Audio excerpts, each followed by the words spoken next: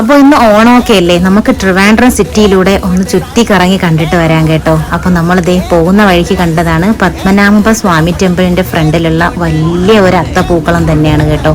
അപ്പോൾ ഈ വർഷത്തെ ഏറ്റവും വലിയ അത്തപ്പൂക്കളം ട്രിവാൻഡ്രത്തുള്ളവർ ആരും മിസ് ചെയ്യരുത്. ട്രിവാൻഡ്രത്തിൽ ഉള്ളവരൊക്കെ വന്ന് കാണുക. നല്ല അടിപൊളി വലിയൊരു അത്തമായിരുന്നു കേട്ടോ. അങ്ങനെ നമ്മൾ കുറച്ച് നേരം അവിടെ സ്പെൻഡ് ചെയ്തു. പിന്നെ അത്തം കാണാൻ പോയി. കുറച്ച് കുളത്തിൻ്റെ സൈഡിലൊക്കെ നിന്ന് ഒരുപാട് മീനുകളൊക്കെ ഉണ്ടായിരുന്നു കേട്ടോ അവിടെ.